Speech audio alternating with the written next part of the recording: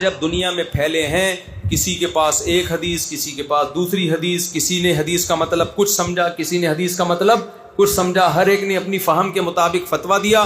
یہ زیادہ عرصہ چل نہیں سکتا تھا ایسے، اسلامی حکومتیں وسیع ہو رہی تھی، لہذا جیسے قرآن کو ایک مصحف میں مرتب کیا گیا تو اسی طرح فقہ کو بھی مرتب کرنے کی ضرورت محسوس ہوئی تاکہ لوگ بے لگام نہ رہیں، کسی ایک مرتب فقہ کو فالو کریں۔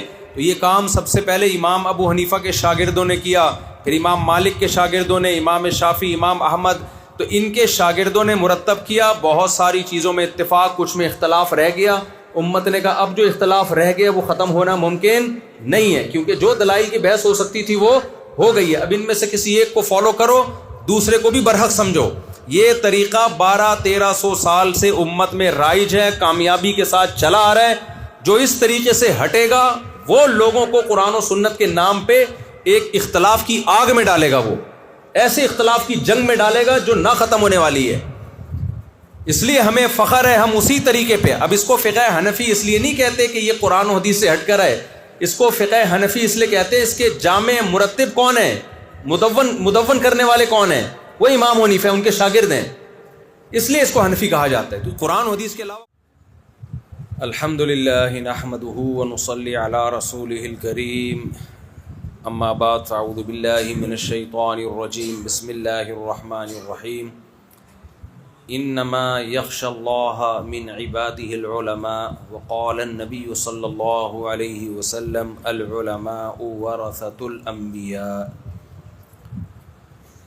میرا بنگلہ دیش کا یہ پہلا سفر ہے، اور کچھ دن پہلے ہی میں نے یہ تمنا کی تھی کہ حضرت مفتی شہید اللہ صاحب جو ہمارے استاذ ہیں، بنگلہ دیشی ہیں، ہم جب مدرسے میں آئے، میری عمر 18 سال تھی، میں دارالافتاء والارشاد ناظم آباد حضرت مفتی رشید احمد صاحب رحمہ اللہ تعالیٰ کے پاس پڑھنے کے لیے آیا، تو مجھے وہاں چند استاذ نظر آئے۔ بہت چھوٹا سا مدرسہ تھا، 8-10 طلبہ تھے، تو 8-10 طلبہ میں استاذ بھی 6-7 ہی تھے۔ میں جب صرف پڑھ رہا تھا تو ایک طالب علم تھا، میں اپنے درجے میں اکیلا، تو ہمارے استاذ میرے بارے میں کہتے تھے وحدہ لا شریک لہ،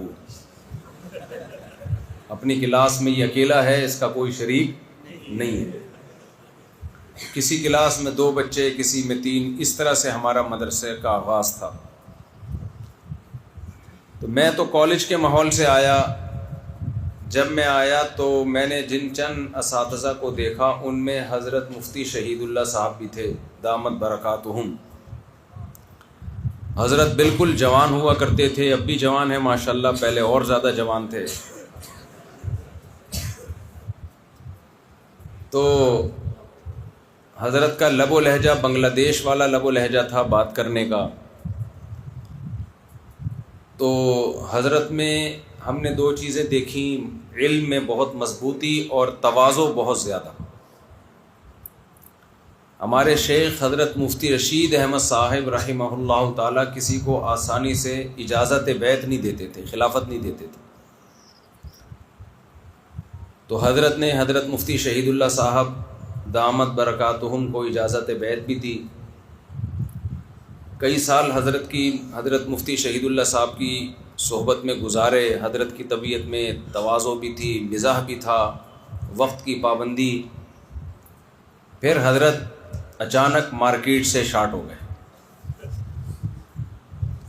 ہم نے کہا پتہ نہیں کہاں گئے، پتہ چلا بنگلہ دیش چلے گئے۔ تو یہ بات ہوگی 97-98 کی۔ تو میں نے پھر حضرت کو 27 سال سے نہیں دیکھا۔ کوئی بھی بنگلہ دیش سے آتا میں پوچھتا بھائی مفتی شہید اللہ صاحب کہاں ہوتے ہیں، میرا ان سے دل چاہتا ہے ملاقات کا۔ تو آج اللہ نے الحمدللہ ملاقات کرا دی۔ پتہ چلا تھا کہ حضرت کا ایک مدرسہ ہے، ہم نے سوچا ہوگا کوئی چھوٹا موٹا مدرسہ جہاں ایک طالب علم وحدہ لا شریک لہ ہوگا، 2, 3, 4 بچے ہوں گے۔ میں ڈھاکہ سے مولانا طلحہ صاحب کو بار بار کہتا رہا بھائی حضرت مفتی شہید اللہ صاحب کی زیارت ضرور کرنی ہے، ان کے مدرسے میں لے کے جاؤ. تو ہمیں نہیں پتہ تھا ڈھاکہ سے 4-5 گھنٹے ڈرائیو کر کے آنا پڑے گا. انہوں نے بتایا گاؤں میں مدرسہ ہے. ہم جب یہاں آئے تو میں بلا مبالغہ زندگی میں پہلی مرتبہ اتنا بڑا مدرسہ میں نے دیکھا ہے، طلبہ کی تعداد کے لحاظ سے. زمین کے لحاظ سے تو بڑے بڑے مدرسے ہوتے ہیں، ایسا لگتا ہے پورا بر اعظم ہے، لیکن اس میں طلبہ تھوڑے سے ہوتے ہیں. تو یہ حضرت مفتی رشید احمد صاحب رحمہ اللہ تعالی جو ہمارے شیخ و مرشد تھے، ان کی برکات ہیں، اور حضرت مفتی شہید اللہ صاحب کے تقوی اور علم اور للہیت اور اخلاص کی برکات ہیں کہ اتنی تواضع کے ساتھ، اتنی گمنامی کے ساتھ، لوگ تو نہیں جانتے حضرت کو، لیکن اتنی گمنامی کے ساتھ اتنا بڑا مدرسہ اور اتنے سارے طلباء. میں آج پوچھ رہا تھا کہ ان کو سنبھالتے کیسے ہیں؟ تا حد نگاہ طلبہ ہی طلبہ نظر آ رہے. تو یہ جہاں حضرت کی برکات ہیں، حضرت مفتی رشید احمد صاحب رحمہ اللہ تعالیٰ کی، حضرت مفتی شہید اللہ صاحب کی، وہاں یہ اسلام کے زندہ ہونے کی بھی علامت ہے. دنیا میں کسی مذہب کے ماننے والے اس طرح سے علم حاصل نہیں کرتے کہ 8 سال 9 سال 10 سال اپنی عمر کا بہترین حصہ، اپنی جوانی کا بہترین حصہ دین کا، اپنے مذہب کا علم سیکھنے میں لگائیں. کہیں بھی نہیں ہوتا پوری دنیا میں. کبھی آپ نے سنا عیسائی لڑکوں نے نوجوانوں میں 8 سال کے لیے عیسائیت سیکھنے میں وقف کر دی، اور یہ سب طلبہ رہائشی ہیں. جمعرات کو چھٹی ہوتی ہے نا؟ جمعرات کو بھی نہیں ہوتی چھٹی، پھر کس دن ہوتی ہے؟ بس ایک دن تو چھٹی ہوتی ہوگی نا. نہیں یہ کون سا؟ نہیں، روزانہ اسباق چلتے ہیں 7 دن، 6 دن چلتے ہوں گے. ہاں تو ایک دن چھٹی ہوئی نا. گھر نہیں جاتے ہوں گے اس میں، وہ تو کہ گھر دور ہیں، پورے ملک سے آئے ہوئے ہیں طلبہ، چھٹی تو ہو گئی نا. تو آپ بتاؤ دنیا میں کوئی مذہب ایسا ہے 8 سال طلبہ اپنی عمر کا بہترین حصہ جو جوانی کا حصہ ہوتا ہے وہ صرف دین کا علم سیکھنے میں لگا دیں، اور اس کے بدلے میں ان کو ثواب کے سوا کچھ بھی نہ مل رہا ہو، صرف ثواب مل رہا ہو. ہم جب مدرسے میں آئے دارالفتہ میں، تو ہم نے جب پڑھائی شروع کی تو لوگ ہم سے پوچھتے تھے بھائی یہ تم 8 سال 10 سال مدرسے میں لگاؤ گے تو تمہیں جو سرٹیفکیٹ ملے گا اس پہ کون سے ملک میں تمہیں اچھی جاب ملے گی؟ ہم کہتے تھے ہمارے اپنے ملک میں نہیں ملے گی، کسی اور ملک میں کہاں سے ملے گی؟ جاب نہیں ملے گی، کچھ بھی نہیں ہے. کسی مدرسے میں تدریس مل جائے بڑی بات ہے. تو لوگ پوچھتے تھے پھر علم کیوں حاصل کر رہے ہو؟ تو اس کا جواب ہم اپنے شیخ سے لیتے تھے. حضرت مفتی رشید احمد صاحب رحمہ اللہ فرماتے تھے بھائی علم اللہ کے لیے حاصل کیا جاتا ہے، اور اللہ سے دعا مانگی جاتی ہے کہ اے اللہ ہمیں علم بھی عطا فرما، عمل بھی عطا فرما، اور پھر اس علم سے ہم سے دین کی خدمت لے لے.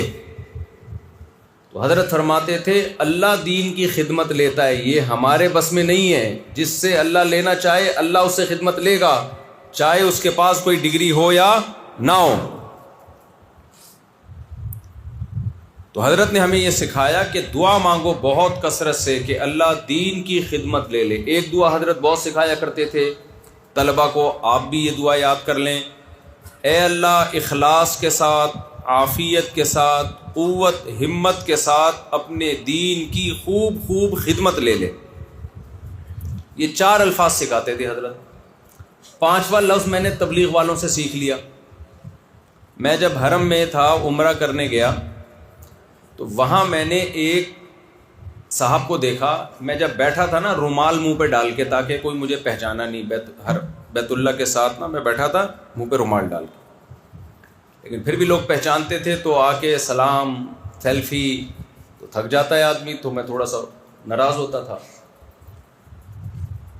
اچانک میں نے کیا دیکھا, ایک صاحب آئے میرے پیچھے سے کندھا دبانے لگے. میں تھکا ہوا تھا, آپ کو پتہ ہے عمرہ کر کے تھکاوٹ بہت ہوتی ہے. وہ انہوں نے ایسے اسٹائل سے دبایا کہ میں بھی گھننا, سمجھتے ہیں گھننا, اردو کا لفظ ہے گھننا. گھننا کا مطلب ہوتا ہے, ابھی کیا مطلب سمجھائیں, پھر وہ تو اردو آپ لوگ پڑھ رہے ہو ماشاءاللہ, اس میں استاد سے پوچھ لینا گھننا کا مطلب بتائیں. گھننا کا مطلب بتایا نہیں جا سکتا, دکھایا جا سکتا ہے. دکھائیں گے یہ گھننا ہے, وہ سمجھ میں آ جائے گا. تو میں گھننا بن گیا, اور میں نے کہا کوئی بندہ دبا رہا ہے, بس دبانے دو, مزہ آ رہا ہے, دیکھو ہی نہیں پیچھے مڑ کے. تو انہوں نے ایسا کندھے پہ دبانا شروع کیا, سر میں مالش شروع کی, مجھے بڑا مزہ آیا. میں نے کہا تو بڑا مزہ آ رہا ہے. تو میں نے دیکھا ہی نہیں پیچھے مڑ کے کون ہے. میں نے کہا جو ہو رہا ہے خود سے ہونے دو. تو جب کچھ دیر گزر گئی تو میں نے پھر پیچھے مڑ کے دیکھا, تو وہ سفید ریش بزرگ تھے, کوئی بوڑھے آدمی تھے. مجھے بڑی شرم آئی. میں نے کہا یہ بوڑھے آدمی میرے کو 4 شادیوں والے کو دبا رہے ہیں, یہ اچھا نہیں ہے. تو میں نے پھر ان سے معافی مانگی. میں نے کہا میں نے تو نہیں دیکھا تھا آپ کو. اصل میں انہوں نے دیکھا کہ میرے بارے میں کہ میں کسی کو بیٹھنے نہیں دے رہا اپنے ساتھ نا, جو بھی آتا ہے باتیں کرنا شروع کر دیتا ہے. تو انہوں نے یہ طریقہ اختیار کیا کہ ادھر سے دبانا شروع کرو, اس کو مزہ آئے گا تو یہ خود ہی تھوڑی دیر میں مجھ سے پوچھے گا. یہ بھی ایک طریقہ ہوتا ہے. تو میں نے پھر ان سے بات چیت شروع کی, آپ کہاں سے آئے ہیں. انہوں نے بتایا پتہ نہیں یہ کون سے نمبر کا عمرہ ہے ان کا. کہتے ہیں میں نے یہاں بیت اللہ کے سامنے جو ملتزم ہے اس پہ میں یہاں کتنے لوگوں کو اسی طرح سے دین کی دعوت کے کام میں لگا چکا ہوں 20-25 سال سے. یہی میرا طریقہ ہے. پھر انہیں واقعات سنائے. موبائل میں ایک سیٹھ صاحب کی تصویر دکھائی جو دعوت کے کام میں لگنے سے پہلے کیا تھے, اور یہاں آ کے بیٹھے. انہوں نے اس کو دبایا, دبانے کے بعد بات چیت شروع کی, پھر دین کی دعوت دی. آہستہ آہستہ آہستہ آہستہ دین سمجھاتے رہے. پھر کہتے ہیں یہاں بیت اللہ کے غلاف کو پکڑ کے اس کے لیے دعا مانگتا رہا. یہی ان کا طریقہ ہے واردات, یہ طریقہ تھا. پھر انہوں نے تصویر دکھائی. اب یہ کیا بن چکا ہے, وہ فیصل آباد میں کسی فیکٹری کا بہت بڑا سیٹ تھا, شراب کباب اور عیاشیوں میں لگا ہوا تھا. کہہ رہے ادھر دعوت دیتا ہوں, ادھر بیت اللہ کا غلاف پکڑ کے اس کے لیے دعا مانگتا ہوں, اس کے بعد وہ اللہ کے لیے نکلتا ہے, اس کی زندگی تبدیل. کہہ رہے ابھی وہ جو عیاش شخص تھا جو بالکل عیش و عشرت میں تھا, ابھی مسجد نبوی میں ہے, اور اس نے کہا ہے کہ میں مسجد نبوی میں 10,000 مرتبہ درود کی تسبیح مکمل کروں گا, پھر اس کے بعد واپس آؤں گا. اور تبلیغ میں نکل گیا. تو ایسے وہ 20 سال سے دعوت کا کام کر رہے, پتہ نہیں کتنے لوگوں کو اللہ کی راہ میں نکال چکے. اس وقت مجھے ایک اندازہ ہوا کہ دین کی خدمت اللہ بہت سو سے لے لیتا ہے. خدمت کا جذبہ پیدا ہونا یہ بہت کم لوگوں میں ہوتا ہے. وہ جو بزرگ تھے وہ دین کی خدمت تو بہت سے لوگوں سے اللہ لے رہے, لیکن وہ والا جذبہ کیا ہر ایک میں ہوتا ہے؟ جذبہ تو دیکھو بھائی, کیسی فکر ہے. ادھر حرم میں ہی بیٹھے ہوئے ہیں, ادھر ہی لوگوں کو دعوت, اور پھر ادھر پاؤں دبانا, سر دبانا. ہم تو دعوت دیتے ہیں بھائی, دین پہ آنا ہے آؤ, نہیں تو جاؤ جہنم میں. کیا خیال ہے؟ دین پہ چلنا اچھی بات ہے, نہیں چلنا جاؤ جہنم بھی. تو بہت سے لوگ جہنم میں بھی جائیں گے کہ نہیں جائیں گے؟ کیا خیال ہے؟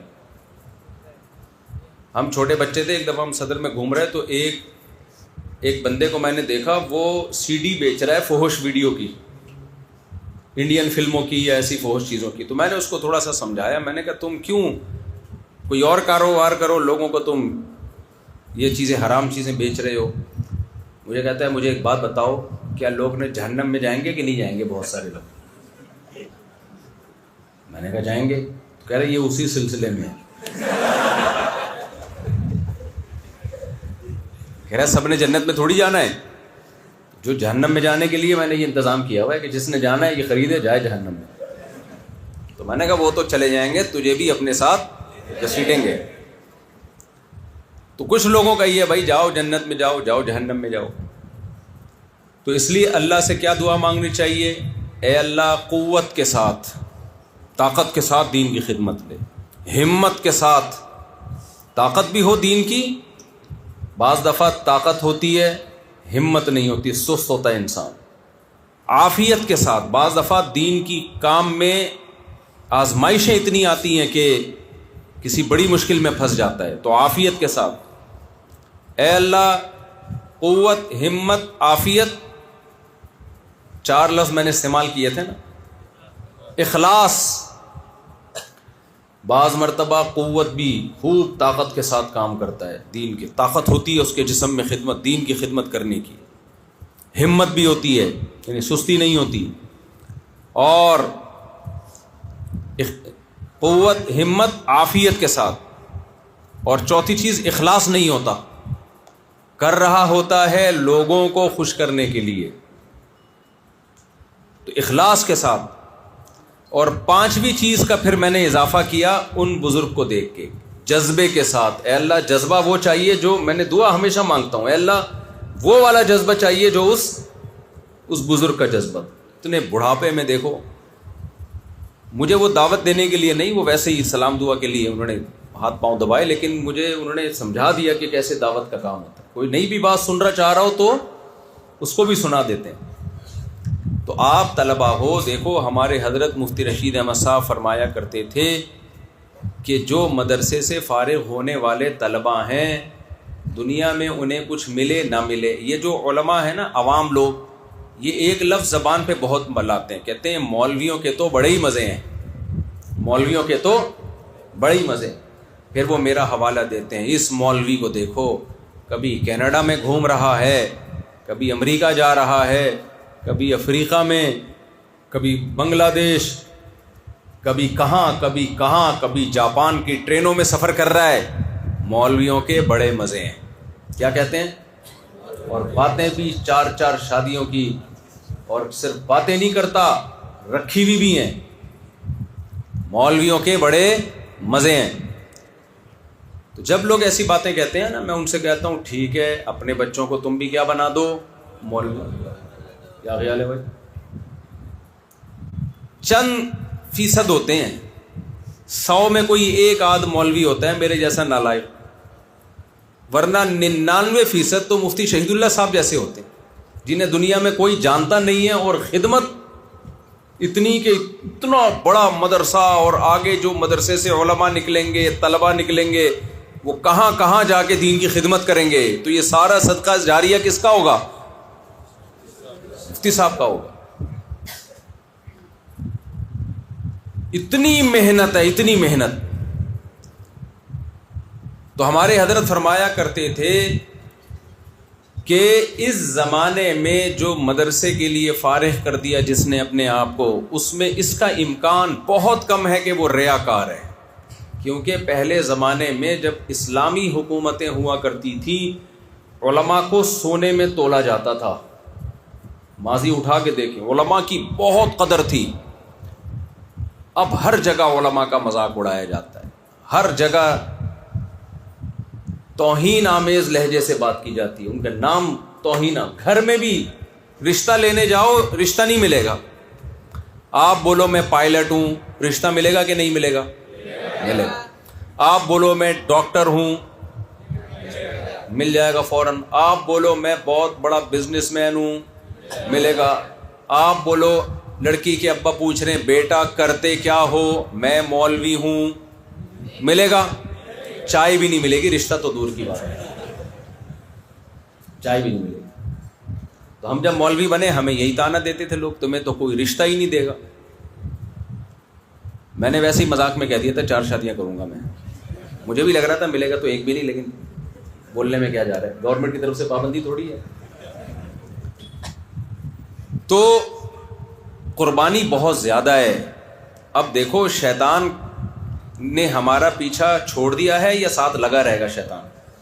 کیا یہ ممکن ہے کہ شیطان کہے کہ اس طالب علم نے اتنی قربانی دی، دنیا چھوڑ کر گاؤں میں آ کے مدرسے میں جوانی کا بہترین حصہ اس نے لگا دیا، تو اب چونکہ اب تو اس نے نیک بننے کا، دین کی خدمت کا فیصلہ کر ہی لیا ہے، چلو اب اس کا پیچھا چھوڑ دو. ایسا ہوتا ہے؟ کبھی شیطان نے کسی کو چھوڑا آج تک؟ وہ شیطان ہی کہاں جب چھوڑ دے. شیطان کیا کرتا ہے؟ اسٹائل بدل دیتا ہے. سمجھ رہے ہو؟ ہمارے حضرت فرمایا کرتے تھے مولوی کا شیطان بھی مولوی ہوتا ہے. اس نے بھی درس نظامی پڑھا ہوا ہوتا ہے، اس کو پتا ہوتا ہے اس کو کدھر سے گمراہ کرنا ہے میں نے. تو شیطان کیا کرے گا؟ جب آپ نے اتنی بڑی قربانی دی، مدرسے میں آئے، تو آپ سے وہ کام کروانا شروع کرے گا جس سے آپ کے اعمال ضائع ہو جائیں. سب سے پہلی بات، آپ کے دل میں آپ سے محنت کے جذبے کو ختم کرے گا. پڑھو نہیں، بس آپ آئے مدرسے میں، کبھی فیس بک دیکھ رہے ہیں، کبھی ٹک ٹاک دیکھ رہے ہیں، کبھی اس سے بات، کبھی اس سے دوستی، کبھی اس سے گپ شپ، پڑھائی میں دلچسپی نہیں ہے. تو 8 سال گزرنے کے بعد، 8 سال یہ کوئی فیکٹری تھوڑی ہے، بھٹی تھوڑی ہے جس میں کوئی چیز ڈالو، بھٹی میں کچھ بھی ڈالیں گے وہ نکل کے آ جائے گی. ایسا ہی ہے نا. آپ بھٹی پتہ ہے کسے کہتے ہیں؟ بھٹی یا سانچے میں برف کے جو آئس کیوب ہوتی ہیں ان میں پانی ڈالو گے برف بن کے نکل آئے گا. تو بعض طلبہ نے یہ سمجھ لیا ہوتا ہے کہ ہم مدرسے میں آ گئے، 8 سال ہم گزاریں گے، عالم مفتی بن کے مارکیٹ میں آ جائیں گے. ایک فیکٹری ہے، گنے کا رس ہے، ادھر سے گنا ڈال رہے ہیں، ادھر سے رس نکل کے باہر آ رہا ہے. تو ادھر سے اپنے بچے کو ماں باپ نے مدرسے میں ڈالا، ادھر سے مفتی بن کے باہر نکل گیا. ایسا نہیں ہوتا بھائی، ایسا بالکل بھی نہیں ہوتا. آپ جب اس فیکٹری میں آؤ گے، شوق سے پڑھو گے، مطالعہ کرو گے، استاذ کے سبق میں دھیان دو گے، پوری ذمہ داری کے ساتھ، پھر تکرار کرو گے. حضرت مولانا اشرف علی تھانوی رحمہ اللہ تعالی نے لکھا ہے کہ پڑھنے کے لیے کون کون سے درجات، کون کون سے اسٹیپ سے گزرنا ضروری ہے. اس کے بغیر کتابیں آپ کی سمجھ میں نہیں آئیں گی، نہ آپ کی کھوپڑی شریف میں بیٹھیں گی. حضرت حکیم الامہ نے لکھا ہے، کیا تجربوں سے فرمایا، سب سے پہلا آپ کا جو کل سبق ہے، ہدایہ پڑھنی ہے، قدوری پڑھنی ہے، بخاری پڑھنی ہے، ترمذی پڑھنی ہے، سب سے پہلے آپ اس کو خود سمجھو. استاذ کے سمجھانے سے پہلے عبارت بھی اس کی خود حل کریں، بغیر اعراب والی عبارت وہ بھی حل کریں. پھر عربی شروحات دیکھ کر اس کو سمجھنے کی کوشش کریں کیا لکھا ہوا ہے یہ، اور اتنا مطالعہ کریں اس کا کہ آپ معلومات اور مجہولات ایک دوسرے سے جدا ہو جائیں. سمجھ میں آئے؟ معلومات مجہولات. مثال کے طور پر فقہ کی پہلی کتاب ہے قدوری. آپ نے کیا کرنا ہے؟ کل آپ کا سبق ہے، آج آپ نے قدوری کا خود مطالعہ کرنا ہے. آپ کہو گے ہم نے تو استاد سے پڑھی نہیں، ہمیں کہاں سے سمجھ میں آ گئی. اگر سمجھ میں آ رہی ہوتی تو استاد سے پڑھنے کی کیا ضرورت ہے؟ بھائی آپ سمجھو کیا لکھا ہوا ہے اس میں، خود سمجھو. بنگالی کتاب یا اردو کتاب، بنگلہ زبان یا اردو زبان دیکھنے کی اس میں اجازت نہیں ہے. جاہل رہ جاؤ زیادہ اچھا ہے. لیکن یہ علوم عربی میں ہے، تو عربی کتابیں پڑھنے کی صلاحیت نہیں آئے گی تو کوئی فائدہ نہیں ہے. آج تک کبھی آپ نے دیکھا کوئی ڈاکٹر اردو کتابیں پڑھ کے ڈاکٹر بناؤ؟ جب MBBS میڈیکل سائنس کا نصاب انگلش میں ہے تو وہ انگلش میں ہی پڑھا جائے گا. جب تک اردو میں کنورٹ نہیں ہوتا، ہو جائے کنورٹ تو ایک الگ بات ہے، ابھی تک تو نہیں ہوا. اب ڈاکٹر کیا کر رہا ہے؟ انگلش کتاب ہے اس کا گوگل سے اردو ترجمہ کر کر کے لوگوں کو ٹیکے لگا رہا ہے بیٹھ کے. پیناڈول کا اردو ترجمہ، ٹیکا لگا دیا. اردو میں پتہ نہیں کیا نکلی وہ گولی پیناڈول کی، دافع درد شقیقہ، یہ اردو ترجمہ ہوگا پیناڈول کا. تو وہ تو بیڑا غرق کر دے گا. اب ہمارے طلبہ کیا کر رہے ہیں؟ کتابوں کا کی اپنی مادری زبان میں، چاہے وہ بنگلہ دیشی زبان ہو چاہے وہ اردو زبان ہو، اس میں ترجمے کر کر کے رٹے لگا لگا کے سبق یاد کر رہے ہیں. اس سے بیڑا کیا ہو جائے گا؟ غرق، برباد صلاحیتیں. آج جو مارکیٹ میں اتنے نئے نئے مفتی آ رہے ہیں نا، افلاطون بنے ہوتے ہیں، سقراط، ایسی تحقیقات آ رہی ہیں اس لیے کہ جاہل ہوتے ہیں. اگر وہ جاہل نہ ہوتے تو مجتہدین کے خلاف کبھی نہ چلتے، اپنی رائے کبھی قائم نہ کرتے. کیونکہ آپ 15ویں صدی میں تھوڑی ہم محققین پیدا ہو رہے ہیں کوئی نئے. اسلام تو بہت پرانا ہے. مجھ سے لوگ کہتے ہیں نا کہ ہم قرآن حدیث کو مانتے ہیں، امام حنیفہ کو نہیں مانتے. میں کہتا ہوں امام حنیفہ شاید تورات انجیل کو مانتے تھے، ان کے جو فتوے ہوتے تھے شاید تورات انجیل سے ہوتے تھے. چونکہ خود جاہل ہیں، ابو حنیفہ رحمہ اللہ تعالیٰ کے قول کی دلیل سمجھنے کی صلاحیت ہی نہیں ہے، حدیثوں کے ترجمے تک نہیں آتے ہیں، تو پھر ایسی جگہ پر محققین، نام نہاد محققین ہی پیدا ہوں گے. اور ان محققین جو مارکیٹ میں آ رہے ہیں نا نئے نئے، ہر مفتی کا فتویٰ دوسرے سے الگ ہوتا ہے. علامہ اقبال نے کہا تھا ہر شاخ پہ الو بیٹھا ہے انجام گلستان کیا ہوگا. افریقہ میں گیا، وہاں بھی ہمارے مدارس. میں نے پوچھا بھائی کیا یہاں پر ہمارے علماء کے علاوہ وہ فقہ شافعی پڑھاتے ہیں، وہاں پہ ہیں ہمارے مدارس مگر پڑھاتے کیا ہیں؟ فقہ شافعی، کیونکہ وہ شافعی لوگ زیادہ ہیں. حضرت شیخ الحدیث مولانا زکریا رحمہ اللہ نے ان کو سمجھایا تھا کہ یہاں کا فقہ چینج نہیں کرنا، تبدیل نہیں کرنا، جو فقہ ہے وہی پڑھاؤ ان کو جو عوام میں رائج ہے. تو 8 سال پڑھاتے ہیں، عالم بناتے ہیں. کہتے ہیں ہم یہاں 8 سال میں بھی مقلد بناتے ہیں شافعی فقہ کا، اور یہاں جو دوسرے حضرات آتے ہیں نا محققین، وہ 2 سال میں مجتہد بنا کے نکالتے ہیں. ہم 8 سال میں نہیں مجتہد بنا پا رہے، یہ 2 سال میں مجتہدین کے ساشے نکل رہے ہیں. ساشے پتہ ہے؟ چھوٹی پیکنگ کے مجتہد. اور وہ مجتہد مارکیٹ میں آتا ہی ابو حنیفہ کا یہ قول غلط، قرآن و سنت کے خلاف، امام مالک کا یہ قول قرآن و سنت کے خلاف، پھر دوسرے کا قول اس کے خلاف، تیسرے کا قول ان دونوں کے خلاف، چوتھے کا قول ان تینوں کے خلاف. عجیب تماشا بنا لیا ہے. تو علم عمق جب پیدا ہوتا ہے، گہرائی، تو اختلاف بڑھتا نہیں ہے، کم ہوتا ہے. اور جب علم میں کمزوری ہوتی ہے تو اختلاف بڑھتا ہے. ہر آدمی محقق، میرا فتویٰ، میری رائے، میرا قول. او بھائی جاہل ہے تو، تیرا قول کہاں سے آ گیا؟ تو اب مارکیٹ میں نیا آیا ہے، 1400 سال سے لوگ گھاس کھا رہے تھے کیا؟ مشہور واقعہ ہے نا امام مالک کے. ایک افریقہ میں ایک عورت گئی مفتی صاحب سے مسئلہ پوچھنے کے لیے، وہ بھی کوئی مجتہد تھے. کہنے لگی کہ مجھے اس مسئلے کا جواب دیں. اس مفتی صاحب نے کہا امام مالک کا قول بتاؤں کیونکہ امام مالک کی فقہ بہت ہے، یا قرآن و حدیث سے بتاؤں؟ اس نے کہا امام مالک کا قول بتا دے. وہ قرآن حدیث تو اس سے زیادہ اچھا سمجھتے تھے، تو قرآن و حدیث کے نام پہ پتہ نہیں کیا پہنا دے گا مجھے. خیر یہ الگ ٹاپک ہے، اس پہ میں آؤں گا انشاءاللہ. تو محنت میں پہلا کام کیا کرنا ہے؟ سب سے پہلے جو کتاب آپ نے صبح پڑھنی ہے، رات کو اس کا اچھی طرح سے مطالعہ کر کے خود سمجھنا ہے. خود سمجھنے میں پورا نہیں سمجھ میں آئے گا، یہ پتہ چل جائے گا کون سی چیز مجھے خود سے سمجھ میں آ رہی ہے، اس میں مجھے استاذ کی ضرورت نہیں ہے، اور کون سی چیز ایسی ہے جو استاد سے سمجھے بغیر میری سمجھ میں نہیں آ رہی. اور آپ کے اندر اس طرح مطالعہ کرنے سے سمجھنے کی استعداد پیدا ہو جائے گی. پہلی اینٹ رکھی جائے گی خود سمجھنے کی کتاب. حضرت حکیم الامہ نے لکھا پھر اگلا اسٹیپ کیا ہوگا؟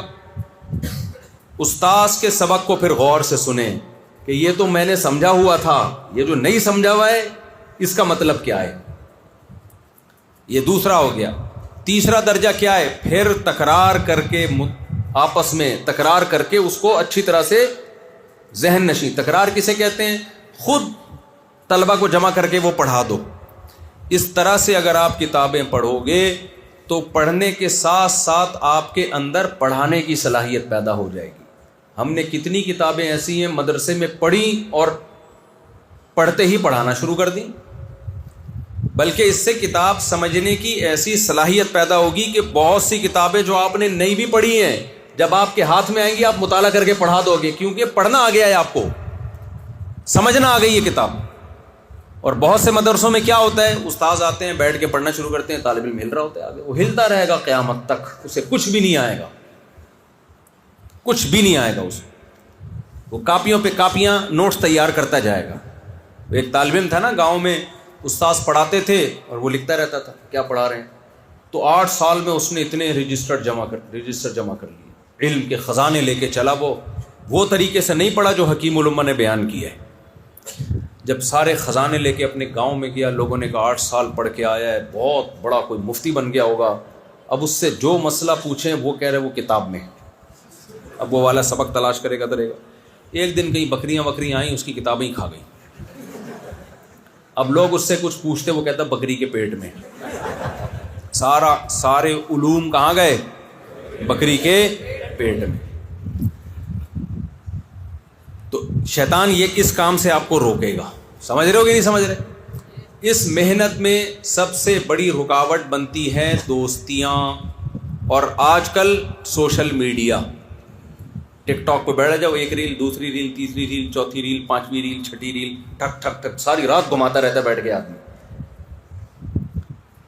دوسری چیز کیا ہے؟ شکوت الی وکیع سوء حفظی فاوصانی الی ترک المعاصی فان العلم نور من الہی ونور اللہ لا یعطی لعاصی. وکیع بن جراح بہت بڑے محدث، جرح و تعدیل کے امام شافعی نے شکایت کی حافظے کی کمزوری کی، تو انہوں نے کیا فرمایا کہ طالب علم جو گناہوں سے نہیں بچتا، اللہ اس کو علم کمال نہیں عطا فرماتا، اور اگر علم دے بھی دیں تو وہ علم امت میں فائدے کے بجائے عذاب اور نقصان کا سبب بنتا ہے. کیونکہ جب انسان شہوت پرستی میں آتا ہے نا، تو پھر مفتی کا فتویٰ بھی بدلتا ہے. کیا ہوتا ہے؟ وہ لوگوں سے متاثر بھی ہوتا ہے، آنسو دیکھ کے فتویٰ تبدیل کر دے گا، کبھی پیسوں سے فتویٰ تبدیل کر دے گا، کبھی لالچ سے، کبھی آنسوؤں سے. 3 طلاق کے مسئلے میں کیا ہوتا ہے؟ عورتیں چیختی ہوئی آتی ہیں، گھر اجڑ گیا، گھر اجڑ گیا. ہم جب قرآن و سنت میں دیکھتے ہیں، کسی ایک صحابی نے بھی فتویٰ نہیں دیا کہ 3 طلاقیں ایک ہوتی ہیں، لیکن آپ دوسرے کے جذبات سے متاثر ہو کے اللہ کے قانون کو تبدیل. بعض دفعہ آپ کو پتا ہوتا ہے یہ مظلوم ہے، یہ ظالم ہے، لیکن ظالم سے آپ کا ریلیشن ہوتا ہے، تعلق ہوتا ہے، تو آپ کا فتویٰ بولو تبدیل. ہمارے نبی کے پاس ابو طلحہ انصاری آئے، یا رسول اللہ نے فرمایا ہے لن تنالوا البر حتى تنفقوا مما تحبون، تم نیکی کی حقیقت کو اس وقت تک نہیں پہنچ سکتے جب تک محبوب ترین چیز اللہ کی راہ میں صدقہ نہ کرو. میرا یہ باغ ہے، میں اللہ کی راہ میں صدقہ کرنا چاہتا ہوں. دیکھو میرے پاس اگر آتا کوئی ایسا شخص، میں کہتا کروڑوں روپے کی مالیت کا باغ صدقہ کر رہے ہیں، اور صدقہ بھی میرا مرید کر رہا ہے بھائی. صحابہ کے لیے نبی سے بڑے پیر کوئی ہو سکتے ہیں؟ اور نبی کی 9 بیویاں، اور گھر میں چولہا نہیں جلتا 40 دن. فاقے میں پیر ہوتا، میری 4 ہوتی، ویسے بھی ہیں بھی لیکن اگر ہوتی، اور گھر میں خدا نخواستہ فاقے ہوتے، اور میرا پیر و مرشد آتا جوش میں کہ آج میں نے صدقے کا ارادہ کیا ہے بڑی اماؤنٹ، تو میں سب سے زیادہ اس کو پیر و مرشد کو ہدیہ دینے کے فضائل سناتا. کیا خیال ہے بھائی؟ اصل تو پیر ہے، منگل تو ایسے ہی آ گیا بیچ میں، ہفتہ اتوار تو خام خواہ میں آ گیا، اصل کیا ہے؟ پیر ہے. تمہارا پیر بھوکے مر رہا ہے اور تم چلو آج جوش آئے تو مجھے دے دو. ہمارے نبی صلی اللہ علیہ وسلم نے ان کو ترغیب دی، اپنے چچا زاد بھائیوں کو دے دو. اپنے آپ کو ہدیہ دینے کے فضائل سنا رہے ہوتے. مرید بھی ایسے نیمبو نچوڑ یہ سن کے بھی ہدیے نہیں. تو اپنے آپ کو، ہمارے نبی کا کتنا بڑا ظرف، ان کو حکم دیا جاؤ اپنے چچا زاد بھائیوں کو، کیونکہ رشتے دار کو صدقہ دینا ڈبل ثواب ہے. صدقہ دینے کا بھی ثواب ملے گا، رشتہ داری جوڑنے کا بھی ثواب ملے گا. تو مفتی کے لیے اللہ کا خوف ہونا، عالم کے لیے، طالب علم کے لیے اللہ کا خوف کا ہونا بہت ضروری ہے، ورنہ یہ علم فائدے کے بجائے نقصان پہنچائے. 2 باتیں یاد رہیں گی کہ نہیں رہیں گی یاد؟ اچھا، ایک اور کام کرنا ہے محنت میں. آپ نے رات کو مطالعہ کر لیا، صبح سبق غور سے سن لیا، پھر تکرار کر لیا، پھر اس کا جو خلاصہ ہے وہ اپنی مقامی زبان میں تیار کر لو گے. وہ مقامی زبان میں لکھو، اردو میں یا بنگالی زبان میں، جو آپ کو آتی ہے اس زبان میں خلاصہ لکھو. اس کا فائدہ یہ ہوگا کہ امتحان کے دنوں میں کئی سارے خلاصے آرام سے دیکھ کے آپ امتحان آسانی سے پاس کر سکتے ہو. تو اللہ تعالیٰ کا بہت بڑا فضل ہے بھائی، اللہ نے ہمیں مدرسوں سے وابستہ کیا. نبی صلی اللہ علیہ وسلم کی جو ذمہ داریاں اللہ نے بتائی ہیں نا. اچھا، ایک عجیب دلچسپ بات بتاؤں آپ کو. یہ آج کل دنیا میں فرقہ واریت کے نام پہ بہت منجن بیچا جا رہا ہے، ختم کرنے کے نام پہ. جب بھی کوئی نیا فرقہ آتا ہے وہ کیا کہتے ہیں، میں تمام فرقوں کو ختم کر رہا ہوں. ابھی ایک کلپ میری نظر سے گزرا جس میں کوئی اسکالر کہہ رہا ہے کہ یہ دیوبندی، بریلوی، اہل حدیث فرقے تو بر صغیر میں نہیں تھے، پہلے تو اسلام تھا، تو یہ کب سے نئے نئے فرقے بنا لیے؟ پہلے یقیناً اسلام تھا، لیکن کس شکل میں تھا؟ فقہ حنفی کی شکل میں تھا. جب بر صغیر میں اسلام آیا ہے نا تو کیا تھا؟ فقہ حنفی تھا. بنگلہ دیش کی آبادی کتنی ہے بھائی؟ 18 کروڑ کی آبادی. 18. پاکستان کی 24 کروڑ کی آبادی. 99.9% لوگ یہاں پر حنفی ہیں. میں میانمار گیا ہوں، برما، 100% لوگ حنفی ہیں. اگر فقہ حنفی فرقہ ہوتا تو یہ بعد میں بنا ہوتا، یہ پہلے بنا ہوتا یا بعد میں بنا ہوتا؟ یہ تو بعد میں آیا ہوتا. ہم ہندوستان میں کوئی ہمیں حنفیوں کی پہلی مسجد نہیں دکھا سکتا. ہم دکھا سکتے ہیں یہ فلاں فرقے کی پہلی مسجد ہے. احناف کی کوئی پہلی مسجد نہیں ہے. کیوں؟ اسلام آیا کس شکل میں؟ فقہ حنفی کی شکل میں. پورا افغانستان، پورا پاکستان، پورا بنگلہ دیش، پھر نیپال، پھر برما، ترکی، 50% سے زائد مسلمان فقہ حنفی کو فالو کرتے آئے ہیں،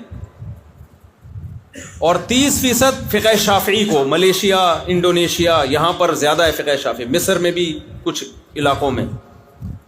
17% افریقہ میں مالکی ہیں. 2% دنیا میں حنبلی ہیں. یہ ٹوٹل 99% ہو گئے. 1% باقی لوگ ہیں. وہ 1% کہتے ہیں ہم فرقوں کے خلاف ہیں بھائی.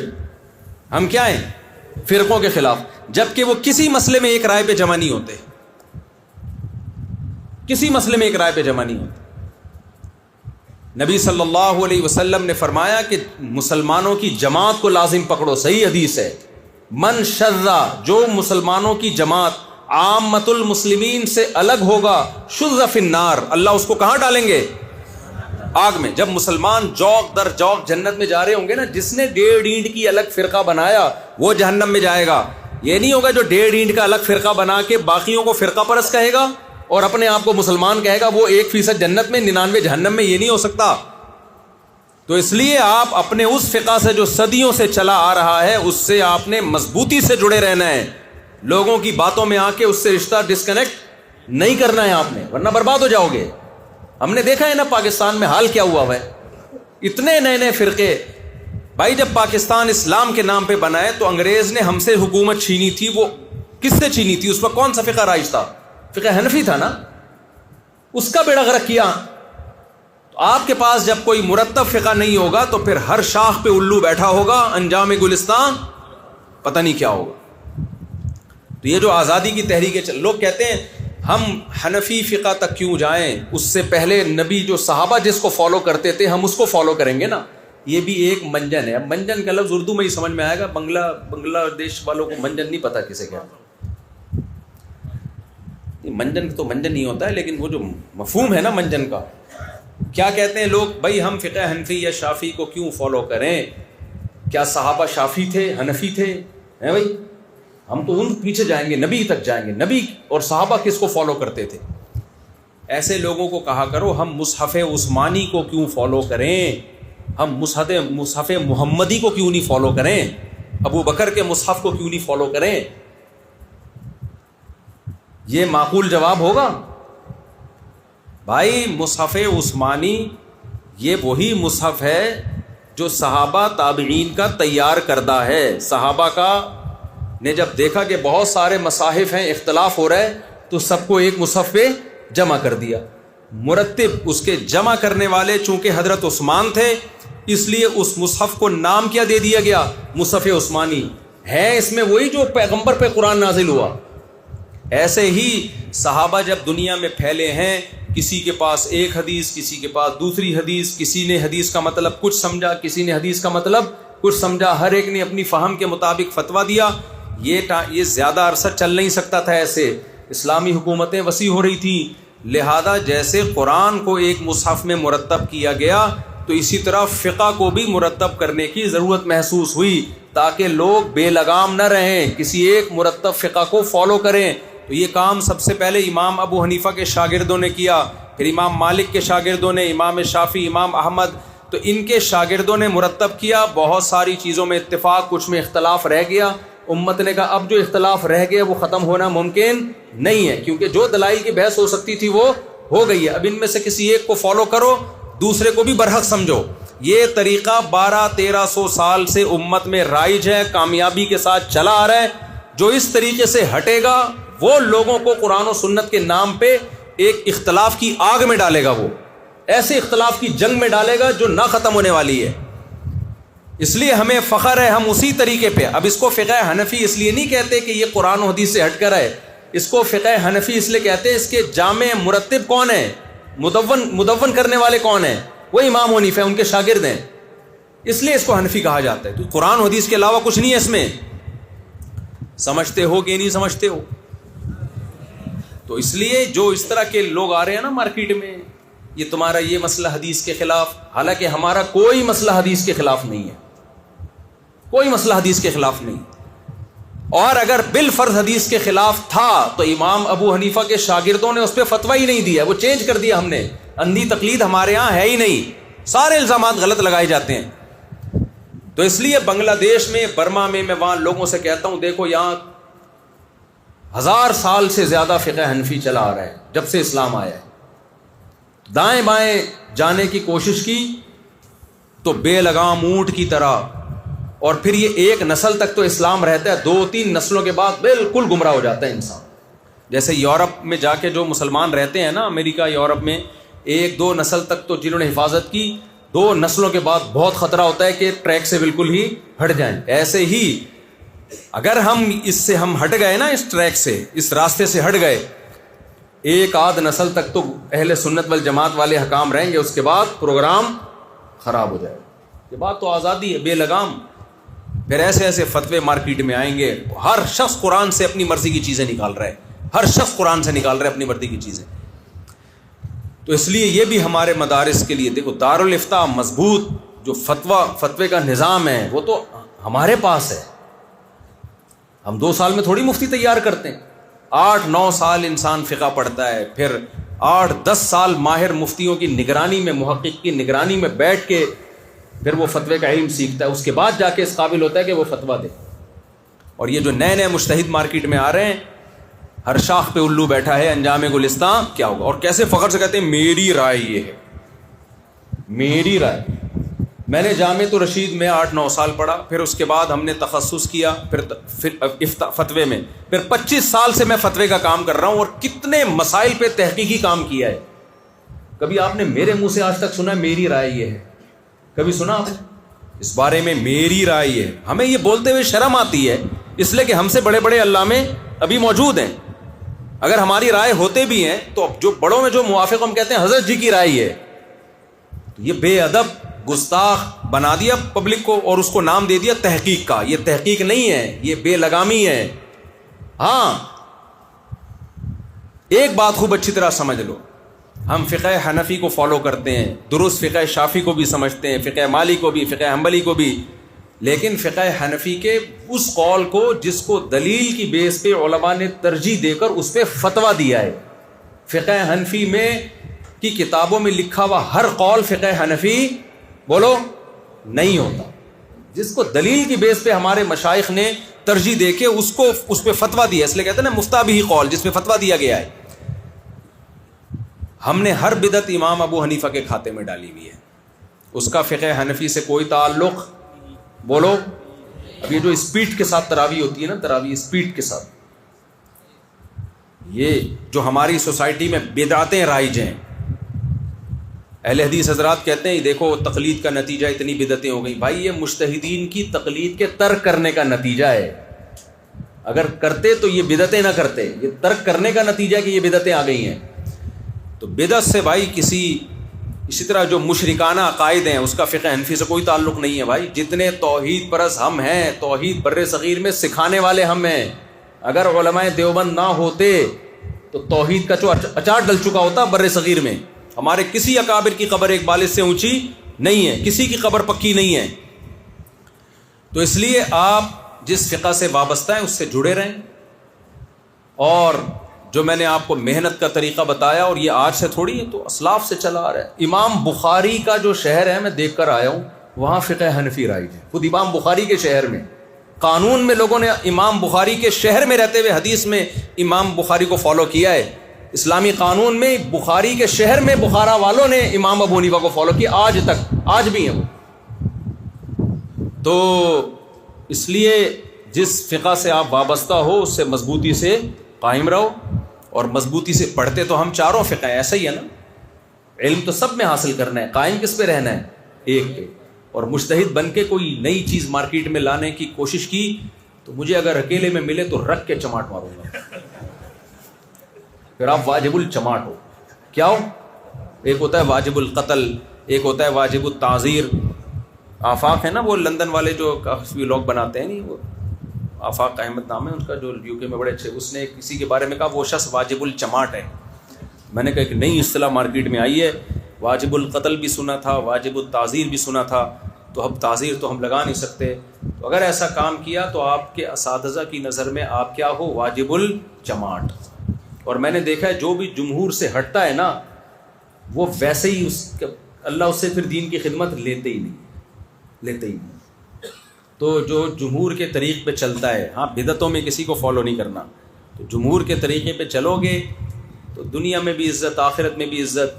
اور جو عامۃ المسلمین کے راستے سے ہٹا تو حدیث موجود ہے اس کے بارے میں، من شذ شذ، جو ہٹے گا آخرت میں بھی ہٹے گا. اللہ تعالی ہمیں سمجھنے کی اچھا ایک آخری سوال کا جواب. لوگ کہتے ہیں اکثریت کو تو فالو کرنے سے قرآن نے منع کیا ہے. وہ بھائی وہ غیر مسلموں کے، وہ انسانوں میں اکثریت کو فالو کرو گے تو گمراہ ہو جاؤ گے، کیونکہ اکثر غیر مسلم ہیں.